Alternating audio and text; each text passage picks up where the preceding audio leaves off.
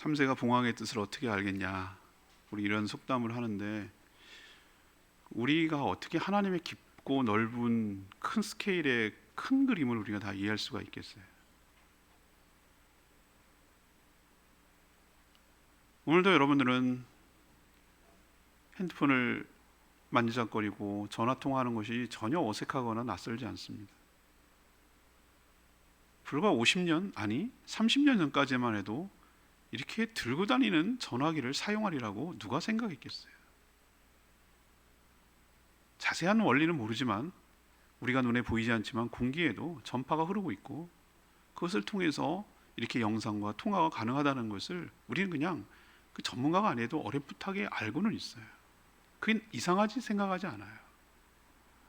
근데 어리석게도 사람은 눈에 보이는 것, 그것만 믿으려고 해요. 눈에 보이지 않는 전파가 있어서 우리가 통하고 있는 것을 맨날 실감하면서도 눈에 보이는 것만 믿으려고 해요.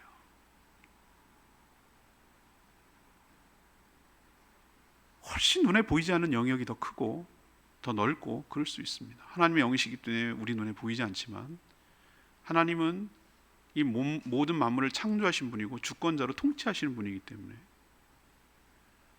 지금도 선한 목적을 가지고 이 땅을 다스리고 우리를 인도해 가고 계심을 믿어야 할 줄로 압니다.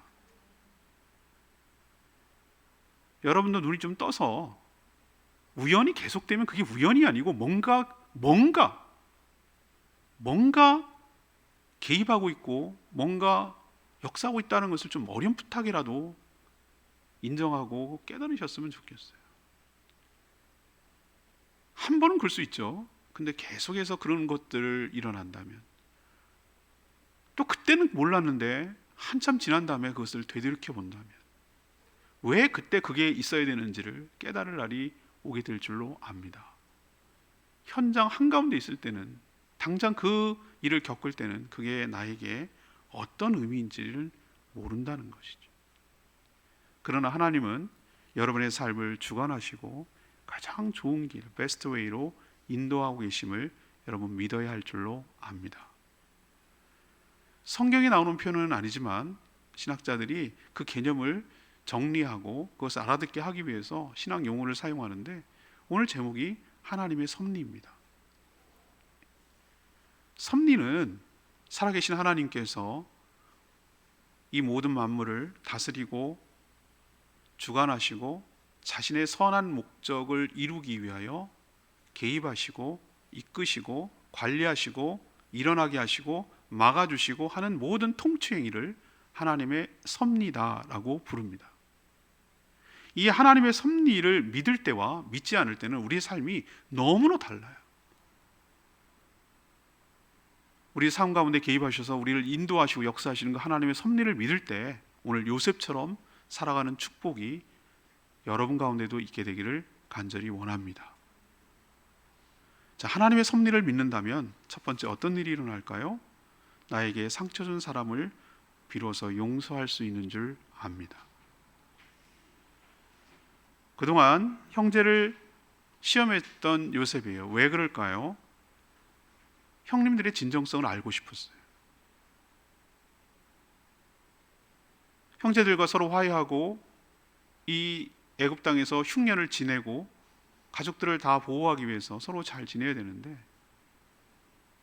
자기를 정체를 드러내면 무서워서 도망가고 다시는 오지 않을 거고, 자기가 팔아먹은 죄가 있으니 동생 요셉을 팔아먹었는데 총리가 될 줄 누가 알았겠어요?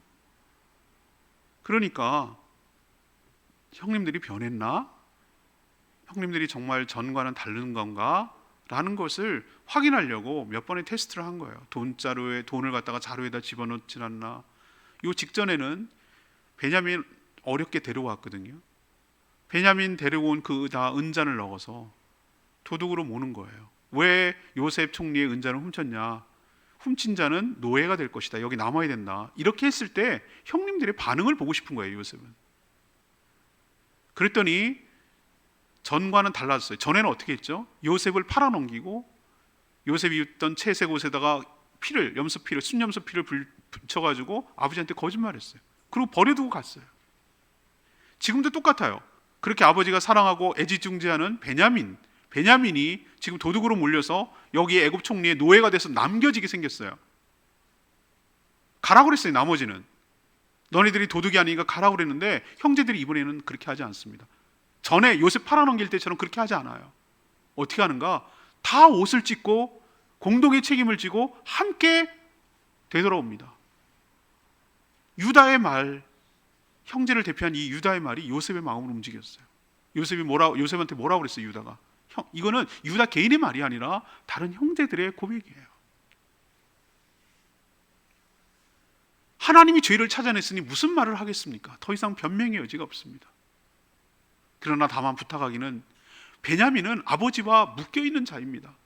베냐민이 죽으면 아버지 죽습니다. 우리가 또 불효를 저질러야 되고 그건 씻을 수 없는 불효가 되기 때문에 베냐민 대신에 저를 남겨서, 저는 은자로 훔친 자는 아니지만 제가 베냐민 대신에 당신의 종이 되겠습니다. 제발 베냐민은 아버지께 돌려보내게 해주십시오 라고 말하는 그 형들의 진정성이 요셉이 느껴진 거예요. 아, 형들이 지난날 잘못을 인정하고 있구나. 그리고 자기 동생을 생각하고 있구나. 특별히 자기 아버지 야곱을 생각하는 마음이 참 크구나. 자기가 종이 되겠다는 거 희생해 가면서까지 동생을 살리고 아버지를 살리려는 그 마음의 진정성이 거기서 발견된 거죠. 그래서 요셉이 이제는 더 이상 시험하는 의미가 없다라고 생각하고 모든 자들을 다, 요셉이 있던 애굽의 신하들을 다 물립니다. 물리고 자기의 그 감정을 억제하지 못하고 그 격정을 토로하고 통곡하면서 자신의 정체를 밝히는 일이 오늘 앞부분에 나오는 것이에요. 얼마나 크게 울었던지 바로가 있는 궁까지 들릴 정도였다라고 얘기를 했어요. 오늘 4절에 뭐라고 하죠? 자기 정체를 밝히는 거예요. 형님들, 나에게 가까이 오십시오. 나는 당신들의 아우 요셉입니다. 당신들이 애굽에 판 그 사람 말입니다 라고 자기의 정체를 밝혀요. 전까지는 몰랐거든요. 애굽 복장을 하고 있지, 애굽 말을 쓰지, 통역으로 히브리 사람을 대하고 있지, 총리가 자기 동생이라고 꿈에도 생각 못한 거예요. 근데 요셉이라고 20년 떨어져 있었으니 정말 다르게 서로 살아왔기 때문에 못 알아본 거죠. 설마라고 전혀 그렇게 말도 안 되는 일이라고 생각했죠. 그러니까 요셉의 형제들이 3절에 보니까 아무 말도 못하는, 놀라서 이게 말이 되는 얘기야? 뭐? 팔아먹었던 요셉이 총리가 됐다고? 그 이민족인 노예가 어떻게 총리가 돼? 이게 있을 수 있는 얘기야? 이게 일어날 일이야? 라고 생각해서 도저히 현실감이 없기 때문에 믿겨지지 않으니까 처음에는 아무 말도 못했어요. 그런데 진짜 속내, 왜 진짜 아무 말도 못했을까? 그거는 자기가 저지른 일 때문에, 죄책감 때문에, 이제 입장이 바뀌었기 때문에 보복을 당할까 봐 두려운 거예요. 양식 사러 왔을 때 내가 딱 보니 정탐꾼이구만, 이렇게 몰면은 자기가 아무리 아니라고 해도 그렇게 몰려서 정탐꾼으로 죽을 수도 있는 상황이라는 걸 이제는 알잖아요. 이집트의 절대 권력 2인자로서 자기가 수족을 다 움직일 수 있게 할 수 있는 권한을 갖고 있잖아요. 자기를 보복할 수 있는 권한이 있잖아요. 얼마든지 죽이려면 죽일 수 있는 거잖아요. 요셉의 형제들은 덜컥 겁이 난 거예요.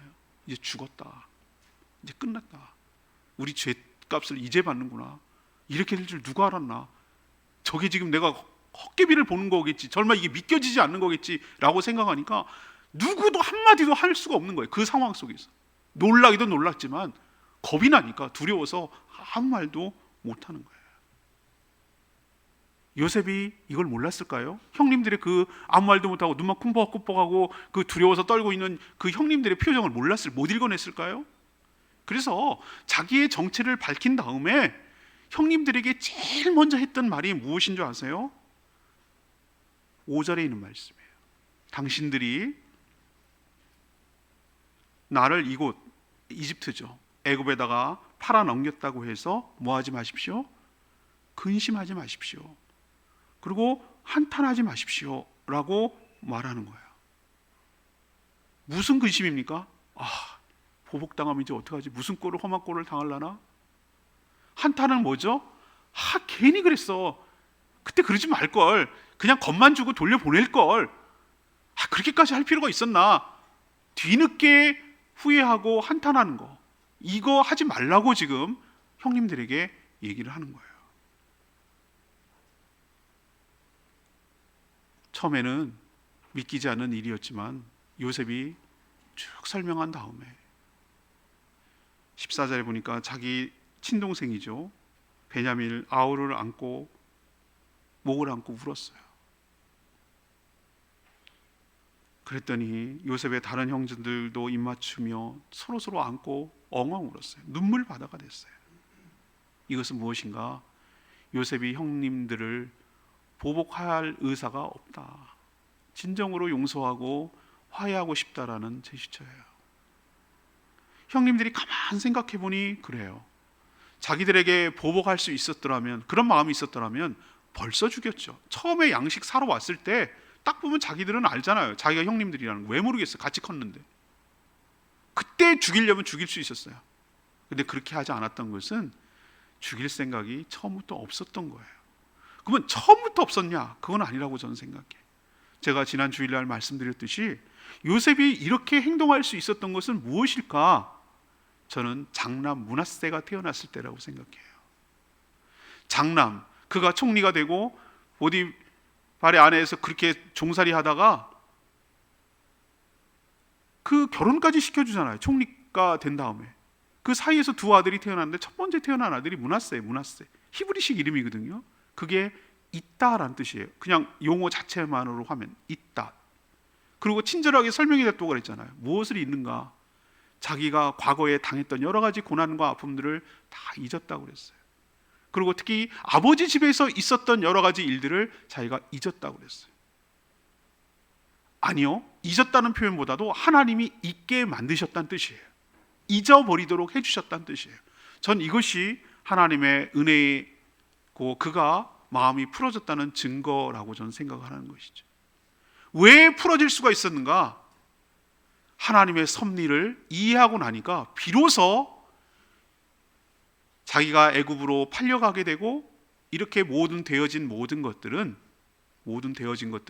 형님의 손에서 손을 빌리긴 했지만, 형님이 한 것처럼 모양새는 띄었지만 그 밑에 하나님께서 나를 먼저 보내서 이 모든 사람을 살리려고 하신 하나님의 섭리, 하나님의 통치 행위라고 이해했기 때문에 형님들을 미워하고 형님들을 죽이고 보복할 이유가 없었던 것이죠.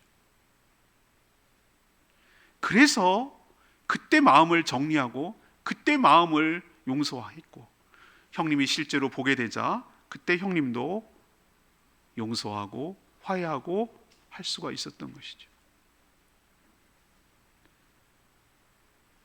제가 언제 설교했는지 모르지만 인생을 저는 이 퍼즐이라고 불렀어요. 우리도 퍼즐 50조각짜리 이런 작은 거는 금방금방 맞춥니다. 근데 여러분도 가끔 할 때 어느 집에 갔더니 자기가 그동안의 노력과 시간이 아까워서 그런지 자기가 맞춘 퍼즐을 커다랗게 벽에 붙여놓는 그림을, 명화 퍼즐이었는데 그거 붙이는 걸 내가 본 적도 있어요. 근데 그게 무슨 1000피스 정도가 아니라 듣기로는 몇천 피스 정도 되는 거라고 하더라고요. 어마어마하게 큰 거였어요. 근데 여러분 생각해 보세요. 그거 맞추느라고 얼마나 힘들었을까? 그게 거기에 맞는 퍼즐을 거기다 끼워 넣어야 되는 게 얼마나 찾아내기가 어려웠을까요? 모양도 다 달라, 색깔도 다 달라. 그리고 전체 그림을 다 모르니까 이게 어디에 있어야 되는지도 잘 모르겠어요. 그러나 퍼즐을 하나씩 중단하면은 걸작품, 전체 그림이 완성품이 안 나오는 것이죠. 그러나 하나씩 맞춰가다 보면 그 모든 퍼즐이 완성되고 완성 작품이 나오는 것처럼 우리 인생을 하나의 커다란 퍼즐 그림이라고 생각한다면, 우리 인생에 있어서 한 조각의 퍼즐이 그때 그 자리 거기에 있어야 이 모든 그림은 그려지는 것이죠. 모양이 이상할 수 있습니다. 색깔이 칙칙할 수도 있습니다. 왜 거기에 있는지 이해할 수 없을 때가 있습니다. 이게 맞는지 안 맞는지도 모르고 끼워넣으려다가 실패한 경우도 있습니다. 그렇지만 그 퍼즐은 각자 있어야 될 그 자리가 반드시 자기 자리가 있는 것이죠. 요셉이 자기가 당한 여러 가지 것들을 생각해 본 거예요. 왜 내가 하나님 앞에 꿈을 꿨을까? 희한한 꿈, 형님들이 내한테 절하는 꿈, 해와 달과 별이 나한테 절하는 꿈, 그런 얘기를 또 했을 때 형님들이 화를 내고 뭐 죽일 만큼 화를 냈을까? 구덩이에 던졌는데 왜 평상시에는 물이 있는데 왜 그때는 물이 없었을까?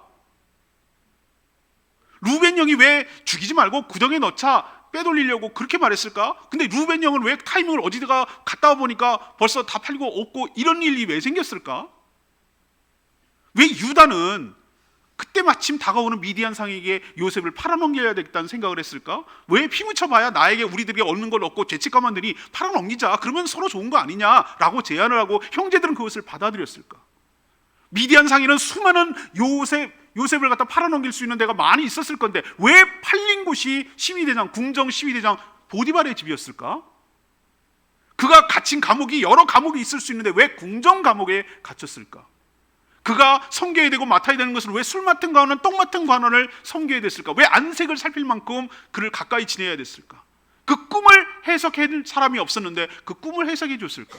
그리고 왜 그때 당시 풀어주지 않고 2년 동안 잊혀지고 지내야 됐을까? 2년 뒤에 왜 바로와 희한한 꿈을 꿨는데 아무도 요셉 외에는 그 꿈을 해석할 사람이 없었을까? 요셉은 그 꿈을 듣자마자 그게 무슨 뜻인지 정확하게 해석할 수 있었을까? 그렇다고 해도 요셉을 총리로 세울 이유는 없는데 왜 바로는 그를 총리로 세웠을까? 그리고 그의 꿈대로 왜 흉년 7년 대풍년이 된 다음에 흉년이 시작됐을까? 제가 지금 설명하는 건 무엇입니까? 요셉의 인생 퍼즐을 얘기하고 있는 겁니다. 그 어디 한 조각이라도 없거나 잘못 어긋났다면 현재의 요셉은 없습니다.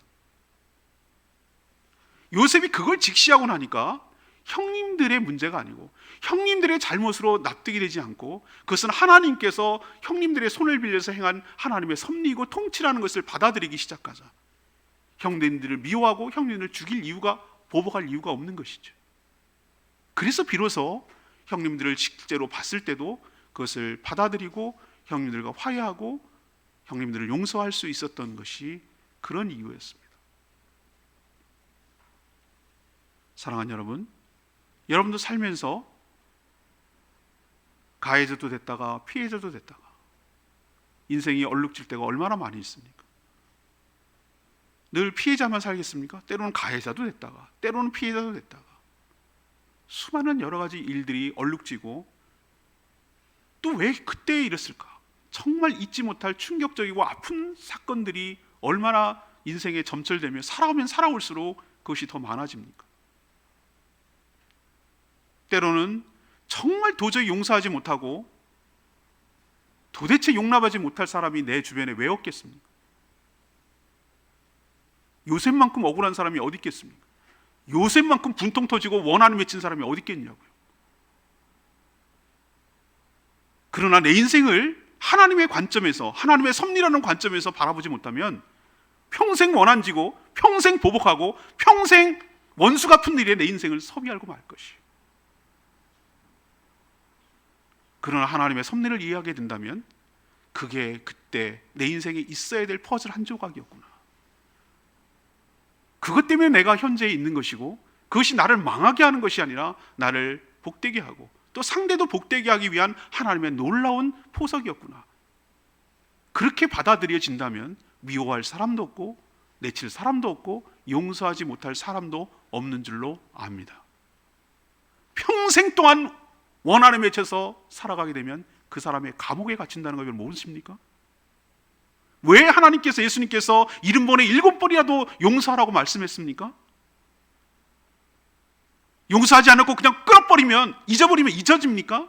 아닙니다. 평생 그 사람의 감옥에 갇혀서 헤어나지 못합니다. 용서하고 떠나보낼 때 상대를 위한 것이 아니라 나를 위한 것임을 기억하시기를 바랍니다. 요셉은 평생 동안 형님들을 미워하고 원수로 지내는 것은 스스로 감옥에 갇히는 것을 알고 그것이 하나님의 눈으로 보니까 그게 깨달아졌어요. 나를 팔아먹은 형들이지만 그거는 하나님의 섭리였음을 이해하고 용서하게 될 때 비로소 형제들이 이렇게 목을 안고 서로 어긋맞춰서 목을 어긋맞추며 엉엉 울고 눈물의 화해를 할 수 있는 것이 그것 때문에 일어난 것처럼 여러분의 삶에도 용서하지 못할 사람이 오고 용서받지 못할 사람이 오고 모든 끊어지고 묶이고 어긋나고 했던 모든 인간관계들이 다시 모두 풀어져서 화해하고 용서하고 용서받고 눈물로 화해하고 하나가 되는 축복이 여러분 가운데도 있게 되기를 간절히 바랍니다. 진짜 불행한 게 뭔지 아세요? 돈이 없는 거? 여러분 착각하지 마세요. 돈이 있어도 불행할 수 있어요. 진짜 불행한 것은 관계가 깨지는 것이. 내 주변에 아무도 남는 사람이 없는 것이고요. 다 나의 원수밖에 안 남는 것이 진짜 불행한 인생이에요. 억울하고 답답한 일 왜 없겠어요? 근데 100% 피해자만 되는 건 아니에요. 우리도 때로는 가해자가 될 수 있음을 늘 기억하시고 하나님의 큰 뜻 안에서 용서하고 용서받음으로 관계가 회복되고 진정한 평안과 평화를 누리며 살아가는 축복된 인생이 되기를 간절히 축복합니다. 두 번째, 하나님의 섭리를 이야기할 때 내 인생 여정이 비로소 해석될 줄로 믿습니다. 요셉은 구덩이 안에서 살려달라고 절규했을 거예요. 평상시에 해보지 않았던 종살이, 자기 아버지 야곱의 편애 때문에 집안에서 끼고 돌았는데 험한 일 했겠어요? 근데 갑작스럽게 노예로 한순간에 전락해가지고 종살이 하려니 얼마나 힘들고 어려웠겠어요. 서러웠겠어요. 자기가 잘못한 것도 아니고 안주인이 추파를 돌리고 자기 욕망이 채워지지 않자 모함을 해가지고 강간 미수범으로 몰아가지고 감옥에 넣었을 때 얼마나 억울하고 분통 터졌을 거예요. 대부분의 사람은요 이런 상황에서 살지 못해요. 살 수가 없지. 억울해서 어떻게 살겠어요. 그리고 꿈을 해석해주고 나 좀 생각해주고 나는 이럴 사람이 아니면 내가 감옥에 갇힐 짓을 하지 않았습니다. 술 맡은 간원한테 그렇게 얘기를 했는데 사람 화장실 들어갈 때랑 나올 때랑 다르고 은혜 받은 것을 잊어버리고 원래 인간이 배은망덕하게 이를 데 없거든요. 자기가 받은 은혜는 다 잊어버려요. 자기가 조금 받은 섭섭한 것 같고 이만큼 크게 느껴져요. 이게 인간이에요. 이게 배은망덕한 인간의 모습이라고. 우리 말에 은혜는 뭐랍니까? 거꾸로 말하고 있어요. 은혜를 갖다가 돌에 새겨야 되는데 은혜는 물에다 새기고 조금 섭섭하고 원수인 것은 돌에다가 새기는 게 인간이라고. 자기가 받은 은혜가 엄청 큼에도 불구하고 그거는 기억 안 해요. 아주 작은 거, 그것의 섭섭함이 이만큼 다가오는 거예요. 요셉 술 맡은 간원만한테 배신당하는 거 아니에요. 보디발한테도 어떻게 배신당했고 형님들한테도 배신당하고 술 맡은 간원한테도 그렇게 해석을 해줬으면 자기 생각에서 좀 구명하고 빼내줄 수도 있는데 그거 잊었다고 그랬어. 2년 동안 잊었다고 그랬어. 자기 살기 바쁘니까. 배신의 배신 또 배신의 배신. 얼마나 분노하고 얼마나 인생이 절망했겠어요. 이게 어떻게 납득이 되겠어요? 자기 인생이 도대체 해석이 되겠어요? 그런데 총리가 되고 나서 이 모든 것을 되돌아보는 시간을 가졌어요. 자기 인생을 다시 하나하나씩 바둑으로 지금 복귀하는 거죠. 하나씩 되짚어보고 그것이 왜 그렇게 됐는지, 왜 이렇게 왔는지를 쭉 겪었던 인생 여정을 쭉 이렇게 설명을 하고 쭉 이렇게 해본 거예요. 요셉은 꿈만 꾸는 것이 아니고 남의 꿈을 정말 잘 해석해 주는 사람이었어요. 하나님이 주신 은사가 있는 것이죠. 그래서 술 맡은 관원, 떡 맡은 관원의 꿈을 정확하게 해석해 줬고요. 바로의 꿈을 정확하게 기다리거나 시간 끌지 않고 바로 해결해 줄 수가 있었어요. 근데 여러분 기억하십시오. 다른 사람의 꿈을 잘 해석해 주는 사람 왜 자기 꿈을 해석 못 하겠어요? 다른 사람에게 해석하는 적용을 자기에게 적용해 본 거예요.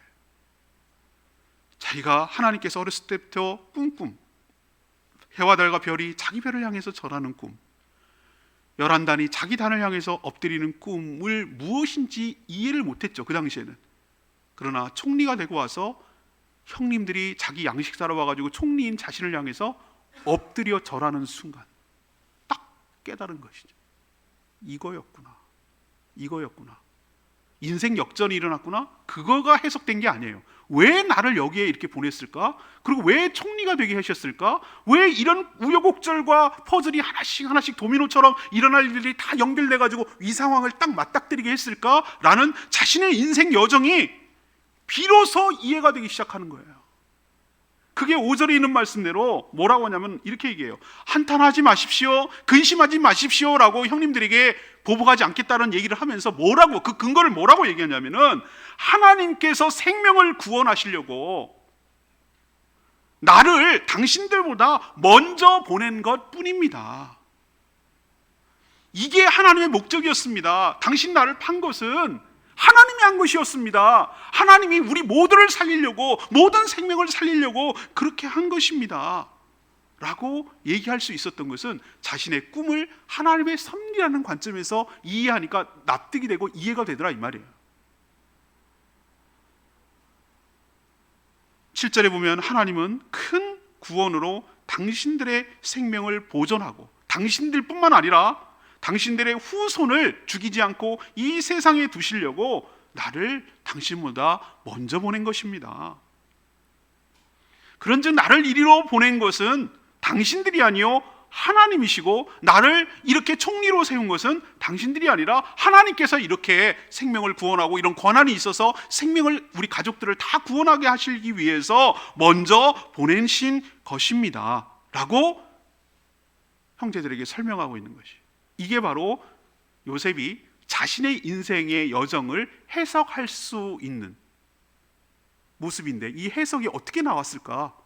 하나님의 섭리를 이해하게 될 때, 아, 그랬구나, 그게 그래서 그런 거였구나 라는 것이 이해가 되고 납득이 되더라 이 말이죠. 사랑하는 여러분, 요셉이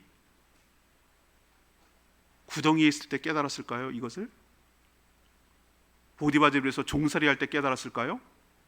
억울하게 모함받아가지고 감옥에 갔을 때 깨달았을까요? 저는 아니라고 생각합니다. 이건 역시 자기가 총리가 되고 난 다음에 두 아들을 낳고, 하나는 잊어버린다 하는 므낫세, 그리고 에브라임, 창대하게 된다, 하나님께서 창대하게 된다는 얘기는 뭐냐면은, 첫 번째는 과거의 모든 것들이 다 끝났다라는 과거의 정리라면, 에브라임이라는 차남은 하나님께서 앞으로 주실 놀라운 일들을 기대하고 그 축복을 믿는다는 그의 신앙 고백이에요. 모든 사람의 생명을 살리고 우리 일가 친척들, 아버지의 모든 자손들을 자기가 살릴 수 있게 한다는, 그래서 창대하게 번성하게 한다는 하나님의 놀라운 플랜을 위해서 나를 먼저 여기 교두보로 애굽 땅에 심어두신 것이구나, 그래서 먼저 보낸 거구나 라는 것이 납득이 되고 이해가 되는 것이죠. 여러분에게 적용하면 어떻습니까? 여러분은 겪고 있는 한가운데에 있는 경우 여러분의 인생이 해석되겠습니까? 왜 하필 나에게 이런 어려움이 있는가? 내가 뭘 그렇게 잘못했는가? 얼마나 억울하고 얼마나 답답하고 얼마나 속상한 일이 여러분의 살아가면서 많이 있겠습니까? 요셉만큼일까요? 요셉보다 더 억울하십니까? 요셉보다 더 분통 터지는 일입니까? 여러분 살아가는데? 아닐걸요? 그 정도는? 그때 이해가 되십니까? 왜 하필 나에게, 왜 이런 어려움이 이렇게 생기는 것이 여러분의 이해가 되실까요? 안 됩니다. 그러나 여러분, 오늘 요셉의 일생을 보면서 여러분은 어떻게 태도를 취하셔야 되는가? 난 지금 당장 이해가 안 되는 게 맞아요. 맞습니다. 그러나 이해 안 돼요. 내가 생각했던 것보다 더 거꾸로 갈 수 있고 더 최악으로 갈 수도 있어요. 더 엉망이 될 수도 있어요. 그러나 여러분 뭘 믿으셔야 되냐면은, 하나님께서 가장 좋은 길, 베스트 웨이로 일하고 계시고 지금도 우리 삶에 개입하고 계시고, 결코 나를 해하거나 망하게 하거나 없애거나 끝내려고, 끝장내려고 나를 이렇게 하는 것이 아니라, 내가 이런 경험을 하게 하는 것이 아니라, 나를 유익하게 하고 나를 복되게 하고 나를 살게 하고 우리 집안을 일으키게 하려고, 우리 집안을, 세상을 구하게 하려고 하나님께서 나에게 이런 경험이 필요했던 것이구나 라고 자기 인생을 해석할 수 있는 능력과 눈이 열리게 될 줄로 믿습니다. 사랑하는 여러분, 하나님의 관점으로 보셔야 내 인생이 해석되는 것이. 꿈보다 해몽이 더 중요하다는 얘기 여러분 들으셨죠? 해석을 어떻게 하느냐에 따라서 완전히 180도 다른 반대가 나옵니다.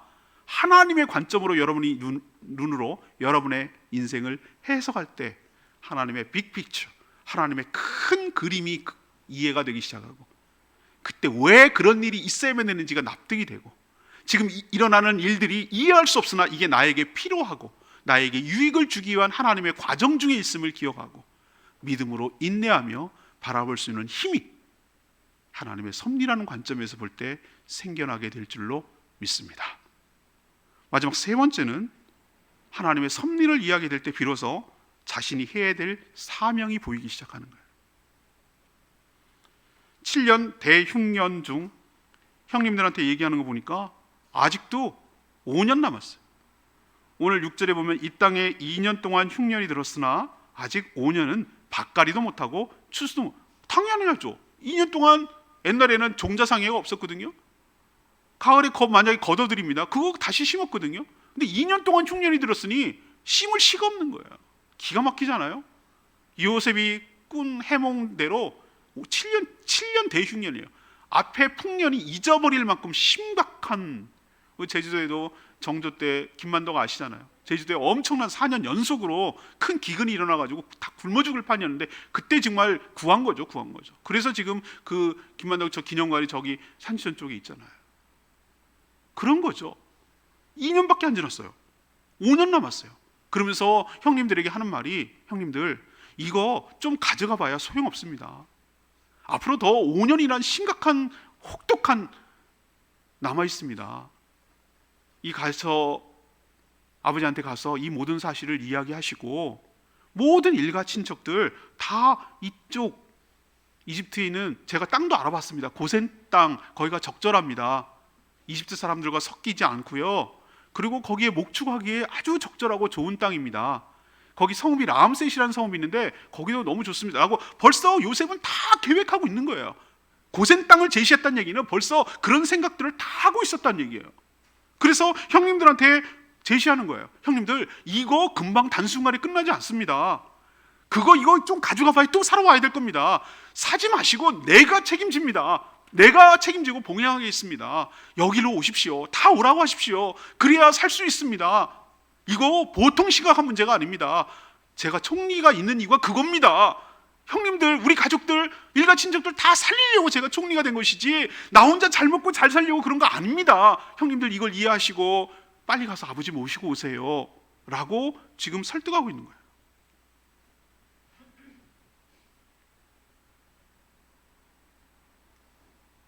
하나님의 관점에서 봐야 내가 왜 총리가 됐는지 이해된다 이거예요. 만약에 하나님의 관점, 섭리가 없으면 어떻게 되는 줄 아세요? 아싸! 대역전이 일어났어. 출세했지. 인생 한 방이야. 이제 총리가 됐으니 형님들 다 쳐서 복수하고 여기서 호의호식하면서 애굽식으로 이름도 바꿨겠다. 애굽 여자랑 결혼도 했겠다. 여기서 즐기면서 바로 눈치 잘 보가면서 2인자 노릇하면서 인생 뭐 있어? 즐기면서 나일강에다 배 띄워놓고 즐겁게 호사스럽게 놀고 즐기고 노는 거지 뭐 라고 했다면 하나님의 섭리를 모르는 사람이에요. 그는 총리가 된 이유를 알고 있었어요.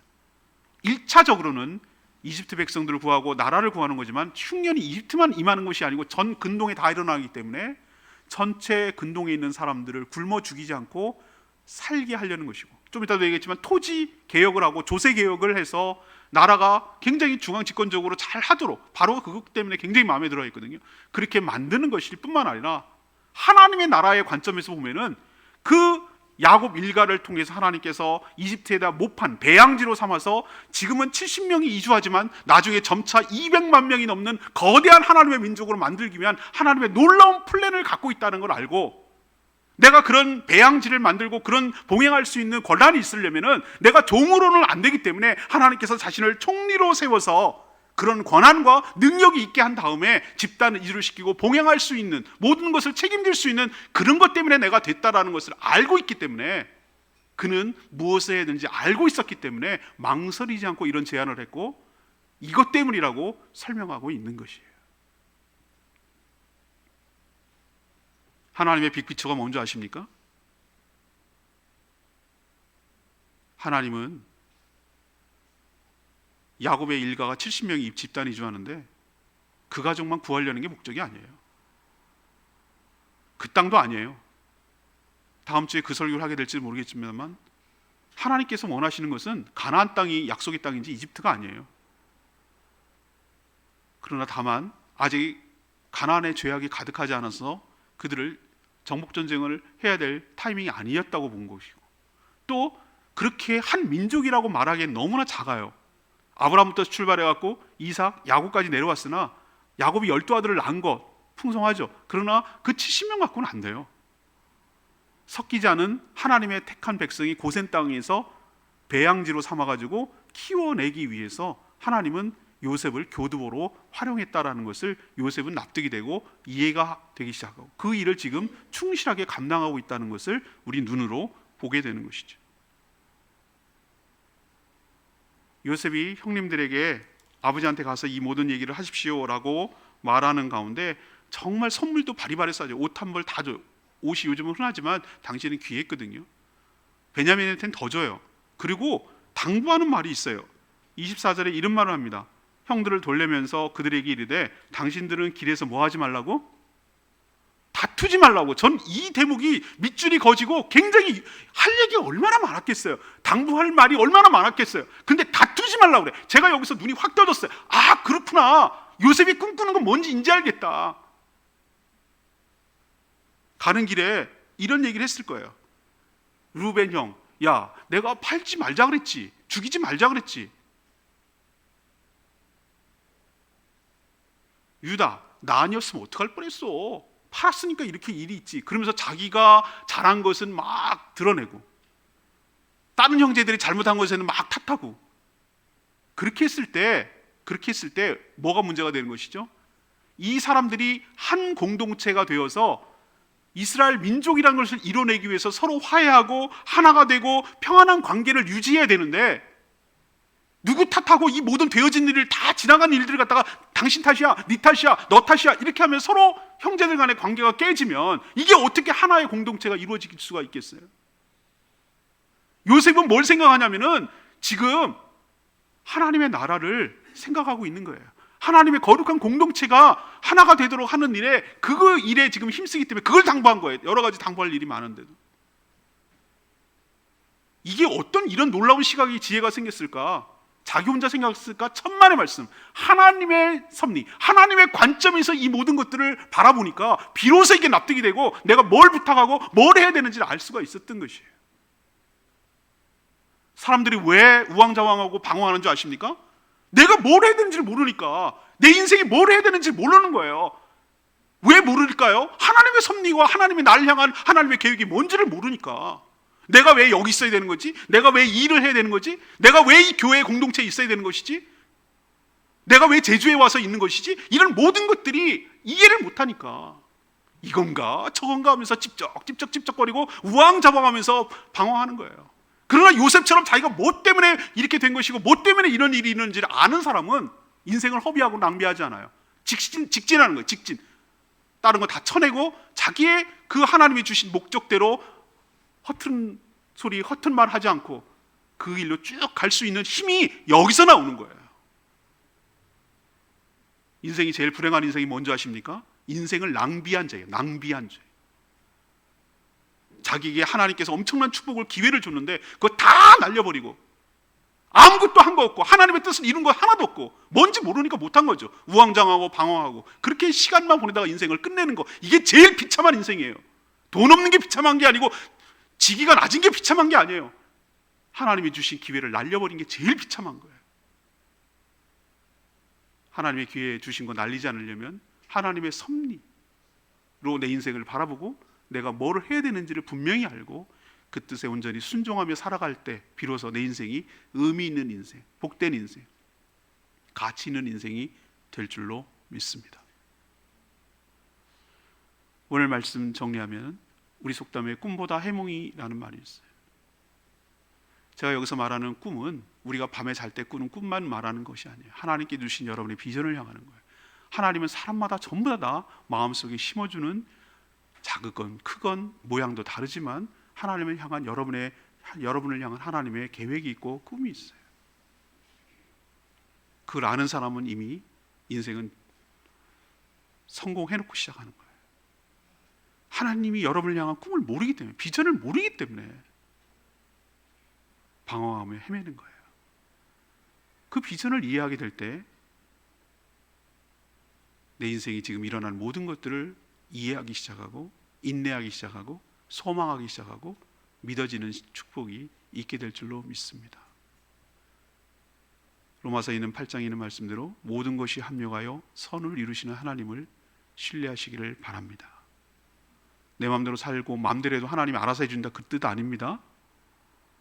하나님은 우리들의 연약함과 우리들의 부족함과 우리들의 실수까지도 이용해서 하나님의 거룩한 뜻을 이루는데 사용할 수 있는 능력과 통치자임을 여러분 믿으시기를 바랍니다. 요셉의 감옥에 가는 거, 여러 가지 어려움들을 다 활용하셔서 하나님의 선한 뜻을 이루어가는데 재료로 쓰신 것처럼 여러분이 당하고 있는 여러 가지 어려움들과 힘들과 슬픔과 아픔과 배신과 여러 가지 것들까지도 다 활용하시고 다 그것을 이용하셔서 여러분을 복되게 할 뿐만 아니라 여러분 주변을 이롭게 하고 복되게 하는데 사용하실 분이 하나님이신 줄로 믿습니다. 그게 바로 모든 것이 합력하여 선을 이룬다는 뜻이에요. 그러기 위해서 내 인생, 나를 원한지게 하고 나를 상처 준 요셉에게 있어서는 형제들 같은 사람들도 그것조차도 하나님께서 나를 이롭게 하는 도구였음을 기억하시고 요셉처럼 형제들을 용서하고 화해하고 그래서 하나의 공동체로 만들어 하나님의 나라를 만드는 일에 협력하며 함께 하게 되기를 간절히 원합니다. 용서하지 않으면 내 감정과 내 자존심이 하나님보다 더 중요하다는 뜻이에요. 하나님 그딴 거 필요 없고 내 자존심을 채우는 게 더 중요해. 난 도저히 용서 못해. 나한테 그렇게 할 수가 없어. 내가 반드시 보복할 거야 라고 하는 것은 네가 하나님 해라 이거예요. 내가 하나님보다 위에 있다 그 얘기예요.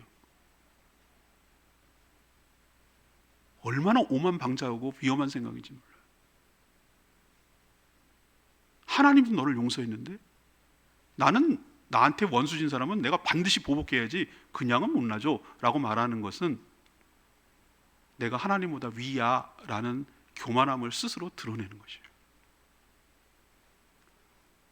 그건 아직도 하나님의 섭리를 이해 못하는 사람 증거예요. 용서하지 못할 사람이 없어요. 용서하는 것이 하나님의 뜻을 이루는 것인 줄로 믿습니다.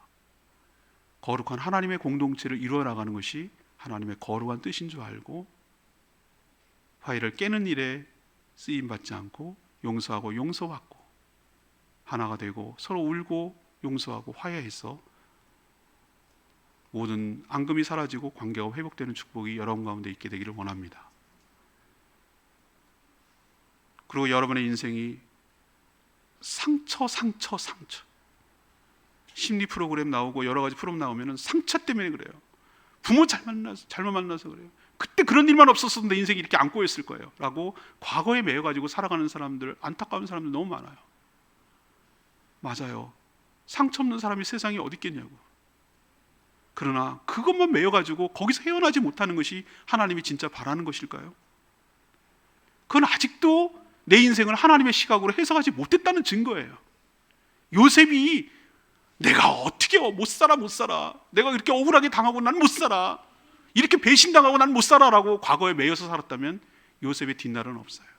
그러나 하나님의 관점에서 보니 그 모든 것들이 있어야 될 것을 이해하고 나니까 거기에 있을 이유가 있고 거기에 매일 이유가 없는 것이, 그래서 자유롭게 될 수 있는 것이, 현재에 나가 된 것은 그때 그것이 있어야 되는 그 퍼즐이 그때 그 자리에 그 일이 일어났어야 내가 지금 있는 거라고 생각한다면 앞으로의 내 삶도 하나님께서 가장 좋은 길로 인도해가는 퍼즐 중에 있음을 믿으시고 하나님의 관점에서 여러분의 인생을 해석하는 축복이 있게 되기를 원합니다. 하나님의 섭리를 이해하게 되면 비로소 내가 해야 될 사명이 보이기 시작해요. 뭘 해야 되는 것이지? 내가 뭐 때문에 이렇게 된 것이지? 왜 내가 제주에 사는 것이지? 왜 제주연동 서부교회에 와서 신앙생활을 하게 된 것이지? 그게 이해가 되기 시작한 것은 하나님의 섭리만이 가능한 거예요. 그랬구나, 그게 그랬던 거구나, 그래서 날 여기까지 온 거게 하신구나, 이렇게 생각하고 여러분이 생명을 살리고 공동체를 세워가는 일에 요셉처럼 그렇게 존귀하게 쓰임받는 저와 여러분 되기를 소망합니다. 오늘 말씀 붙들고 기도하기 전에